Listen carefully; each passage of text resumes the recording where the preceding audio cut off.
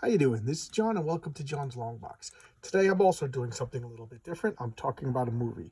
Yesterday, I talked about a novel. It's still a comic book channel. Don't worry, guys. I'll go back to comics tomorrow. So, on Sunday, my wife and I went to go see The Batman, and it was pretty ironic because 2 years ago, the last time we went to the movies, we saw The Joker. So there you go. Joker was the last movie we saw before the whole COVID thing happened, and the Batman's the first movie after the COVID thing. Okay, so it was nice bookends. Now, when they first said that they were going to announce when they were going to cast Robert Pattinson, I actually got a little excited because I said it doesn't really matter who the Batman is as long as he has a square jaw.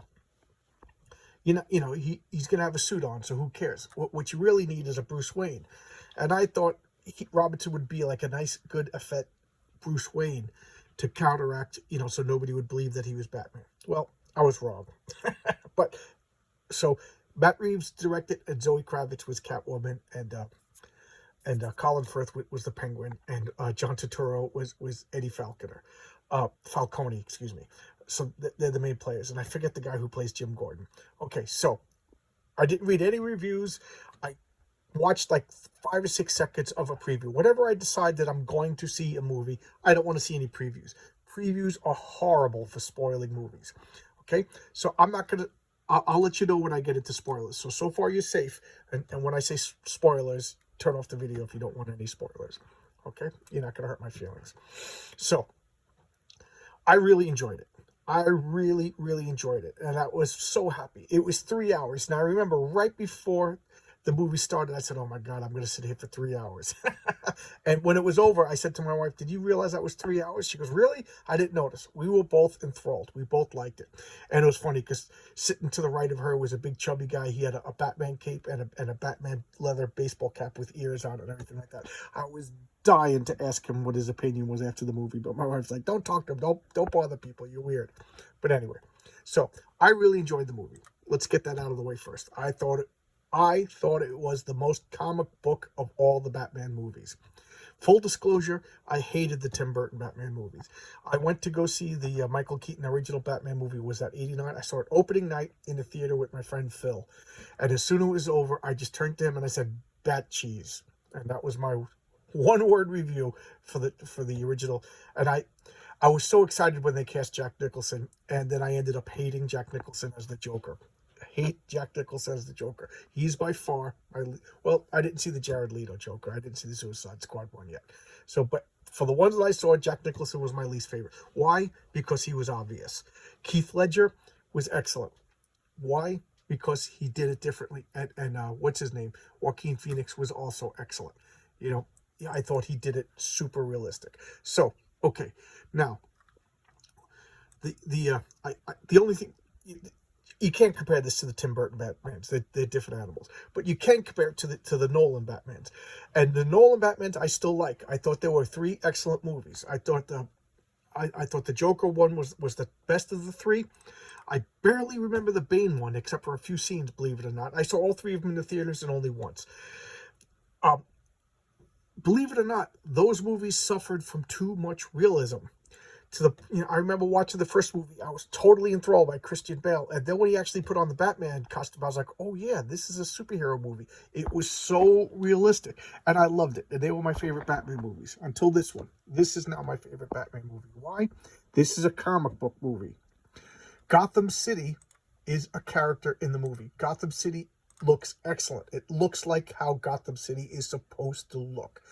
So I love that, and it wasn't super realistic. They went for some realism, but you couldn't when you had this obviously fictional city. It was like a hybrid of New York and Chicago and everything, just like Gotham City's supposed to. I think they went and they shot some New York scenes, and then they computer generated some extra buildings, stuff like that. But I don't know. I think they built sets. I tried to. It said it was filmed in London and Toronto and stuff like that. But I don't know. They must have built sets in some of these because they looked phenomenal. And the city was dark. It was gloomy. It was Gotham City from the comics. And then he, as Batman, he barely 90% of the time he was in the Batman costume. But a few times, like when he was stalking outside, he had a baseball cap on. I really liked that. He'd jump on the motorcycle and just look like a regular person. as to not draw it. I thought that was pretty good. He wasn't so much beating people up, although he did fight and he did, kick a bunch of ass, which you have to be if you're Batman. But what he mostly did, he was a detective and he solved crime. A lot of people that I know who've said this movie, they're describing it as Batman and Seven hybrid, and that's a really good explanation. It is. It's the movie Seven and the movie and Batman stuck into one movie, and I really like that. If you've been watching my videos, you've heard me say a few times I don't like the Bat God that Grant Morrison has been showing. That seems to be the trend since the 90s. I like the more human Batman, and I like the more detective Batman, like the Jim Aparo, Mike Barr version and stuff like that. And this was that version. He was a detective. He used his mind. He solved riddles. And I don't think it's a spoiler by telling you the Riddler was the main villain. You could see it in the trailers. But he was solving the Riddler's riddles, but at the same time, he wasn't like a supercomputer. He made a few mistakes. He stumbled a few times. He needed help. I really like this. This was a human guy. And they played up that he might have mental illness.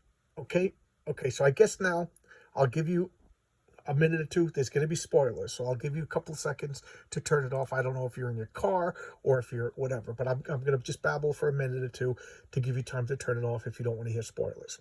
Okay, I think that was fair enough. I'm going to talk about spoilers. So, Batman's father, Thomas Wayne, and Batman's mother, Martha Wayne. She was Martha Arkham, and her parents committed suicide. They found an Arkham Asylum, and there's a big hint of mental illness through her family line. It goes, and I thought that was great. And that's what what's his name? Now his name's Robert Pattinson. That's what he portrayed, kind of like a reclusive, socially awkward, shy Bruce Wayne, and it worked. It worked. He wasn't the James Bond playboy Batman, and he wasn't the effeminate, hedonistic Batman that I really thought Robert Pattinson was going to bring to the table. So he tricked me, but I did like it. So, and I thought he did a good job as this shy, reclusive, the few times that he came out as Bruce Wayne, people were like, hey, look, it's Bruce Wayne. What do you do? I thought that was a nice twist. Alfred was good. And I also thought there was going to be woke, politically correct, because the character of Jim Gordon was played by a black man. It is nitpick because Jim Gordon's supposed to be an Irish cop. He's supposed to be a stereotypical Irish cop. So, and I guess that means in the sequel that the Batgirl will have to be black, unless they adopt a girl or whatever, or unless she's half black, whatever. But I have to admit, I don't like when they race swap characters. But the guy was excellent. He was excellent as Jim Gordon. Up until now, my favorite Jim Gordon was Gary Oldman. And now I have to say, this guy whose name escapes me, and I feel bad that I don't remember his name, he might be my favorite Jim Gordon. I really like their relationship. This was a Batman. I get the feeling that it was like Batman 6-7 months into his career, maybe a year into Batman's career. So he wasn't the full-fledged, super experienced Batman, but they didn't do his origin. We don't need to see them getting shot. We don't need to see him going to see Zorro again and the pearls bouncing. I like that they skipped that. And we didn't see him becoming friends with Jim Gordon. It was just already established that he was Batman, Jim Gordon was friend. And I like that Jim Gordon trusted him even at some suspicious times. It was just refreshing to see, two guys that were just buddies and had each other's backs. I really like the Jim Gordon Batman relationship. It's probably my favorite Jim Gordon Batman relationship in all the movies. Zoe Kravitz, she is the best Batgirl. Not Batgirl. She's the best Catwoman. She would probably be the best Batgirl too. She's the best Catwoman. She was electric. You couldn't take your eyes off her. My wife turned to me and said, "Man, what a figure." what if you couldn't take your eyes off? She was excellent. And was she race swapped? I don't know. I got no problems that they kind of said that Selena Kyle was Hispanic. I mean, how many white girls named Selena? Her mother was Irish, her father was Hispanic. So that's fine. Zoe Kravitz, You know, I don't know what her racial name, but she pulled it off. She looked good. She was damn sexy. She was excellent. She just had this walk that was mesmerizing. You couldn't help but look at her when she was on the screen. Excellent. Um, I don't want to ruin the story. The grand story I liked, and I if you watch my videos, if you watched the last video when I talked about Dead at 17, I like to try and beat the writers. What I mean by that is I try to follow the plot lines and then say, this is going to happen, this is going to happen. I drive my wife crazy. This movie beat me. Beat me at every prediction I made, every call that I made. And I don't want to spoil it by saying what happened to the movie. The story beat me, and I love that. If I could guess your story, I'm just a jerk who sits here eating potato chips, reading comic books. If I could beat your story, if I could figure out your stories, you got to try harder. And this movie beat me, and I really, really enjoyed that. It was good. It didn't feel like 3 hours.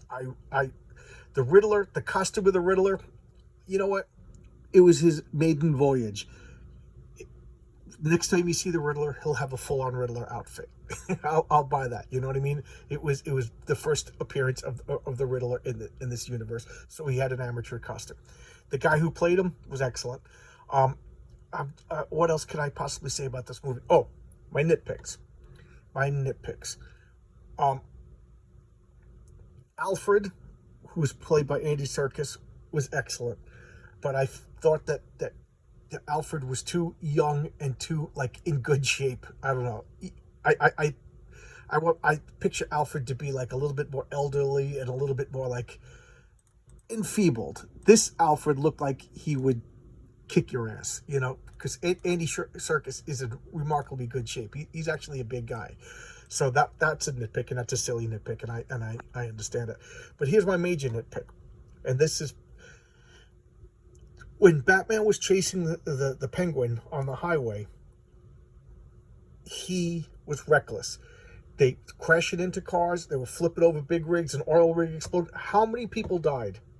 How many people did Batman kill on that highway, or at least send him to the hospital, just to apprehend the Penguin? The Batman that I know would have sent some sort of tracer on his car, driven off the highway, let the Penguin go, and then showed up wherever the Penguin parked the car and picked up his trail from there.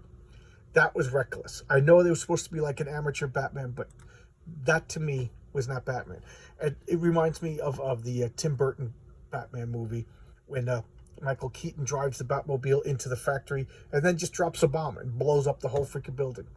Why do you need to be Batman then? Just shoot bombs. Just get an RPG and explode people. I thought that was unforgivable. And yes, the car chase, I don't know. I'm one of the few people I get bored by car chases. My wife loves all the Fast and Furious movies. I don't like car chases. French Connection, whatever. I don't know. I just get bored by car chases. So I didn't need it.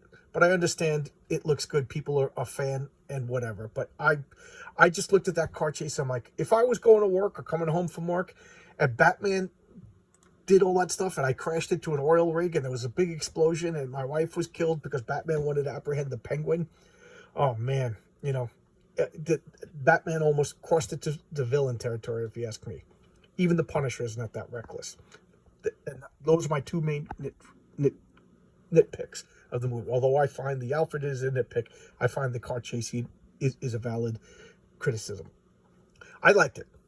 I thought it was really, really good. Will I see it again? Yes, I'll watch it on TV. I'm not going to pay phenomenal movie prices again, but I'm excited to go back to the movies. I saw a bunch of trailers for stuff that looks good, so I will definitely be going back to the movies. What else can I say? That's about it. I don't want to keep rambling, and I know I will. So I got a little mini rant in. I rambled a little bit. I hit all my hallmarks. So there you go. I didn't want to show any videos, and I tried not to do any major spoilers. Okay, it was just minor spoilers. So thanks a lot. Let me know what you think. I'm interested in what a few guys think of the movie. I thought it was good.